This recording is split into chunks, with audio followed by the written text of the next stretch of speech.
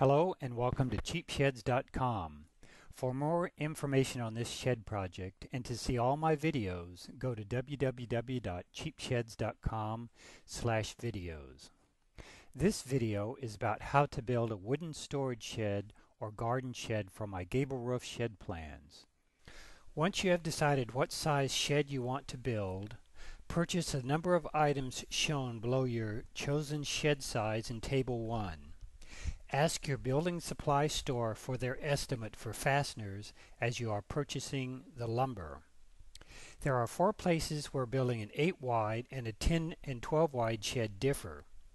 These details are explained in full in the appropriate step.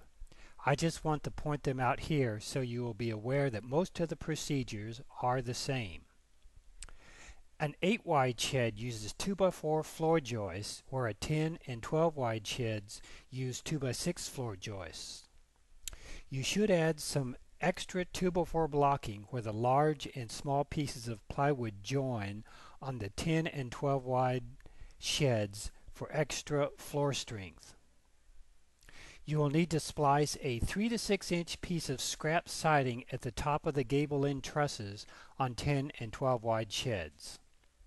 On a 10 wide shed door, you will need to change the spacing and add 1 additional upright to the inner door frame. Otherwise, the differences are the length and the number of components you will need as detailed in Table 2 and 3. When a figure shows a letter, A, B, C, etc., you can find this dimension in Table 2.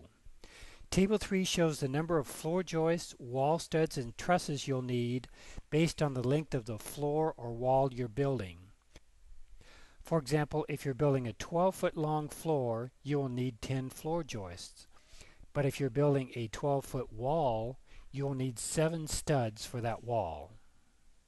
But first, I have several recommendations that will save you time, money, and effort. The first is to use 2x4 pre-cuts if you can find them. Pre-cuts are 2x4s that are 92 and 5/8 inches long as opposed to the normal 8 foot.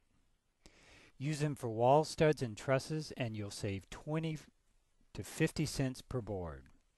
If your building supply store doesn't carry them, just use full 2x4x8 lumber. The second thing I suggest is to use screws instead of nails. Screws have better pulling power and can pull a twisted board into place better than a nail can. Screws also have better holding power. This means that they will hold the 2x4 frame in place tighter and longer than nails can. Whether you're using screws or nails, I recommend drilling 1/8 inch pilot holes when assembling the frame because this will prevent splitting the ends of your board. Also, your nails or screws will not go astray because of the grain of the wood, nor will you have a problem with knots. This might add a little additional time to your shed building project, but it will make construction much easier for the novice builder. But if you do have a nail gun, then by all means use it. Just be careful not to split the ends of your wood. Using pre-primed 4x8 sheets of composite siding will allow you to build your shed in the least amount of time and for the least amount of money. And composite siding holds paint much better than natural wood. This will save you the step of applying a base coat of primer and your paint job will last longer, which means you won't have to paint your shed as often. And finally, I suggest making your own trim from sheets of composite hardboard siding.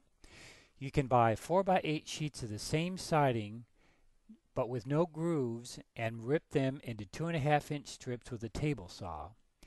If your building supply store doesn't sell no groove siding, then just use regular groove siding. But then you will have to spend a little additional time cutting around the grooves if you want your trim to look its best. 2 sheets of no groove siding will give you more than enough trim to build up to a 12x20 shed. For this, you don't absolutely need a table saw. You can cut the trim strips with a circular saw, but your cuts will probably not be nearly as clean as if you use a table saw. In fact, I suggest that you borrow or rent a table saw if you don't have one, because it will give you a much cleaner finished shed. Now here's a list of tools you need to build your shed. If you don't have some of them, you probably know someone who does that will lend them to you for a weekend or two. As far hand tools, you're going to need a claw hammer, a tape measure and a pencil, a speed square, a builder's level, a chalk line, a pair of tin snips, a step ladder, a utility knife, and a handsaw. For power tools, you'll need a couple of extension cords, a circular saw, an electric drill, and an 1/8" drill bit, and a couple of Phillips screwdriver bits. You'll need a router with a 1/4" bit and a follow collar. And I strongly suggest you use a table saw. For paint equipment, you need a caulk gun, you need a brush, a roller, and a cage, and or a spray gun. Now, before we get started with the actual building, I have a couple of disclaimers. You might need building permits to build a shed in your area, so check with your local building department before you get started. The construction techniques in these plans might not meet building codes in your area, as building codes vary around the country. So your building department might ask you to make a few changes to these plans. But the building departments are usually very helpful and will let you know exactly what their requirements are. And finally, even though I have built thousands of sheds just like this with no problem, I make no guarantees about the structural integrity of this shed. Please visit us online at www.cheapsheds.com for a transcript of this video and to see my other videos in this How to Build a Shed series.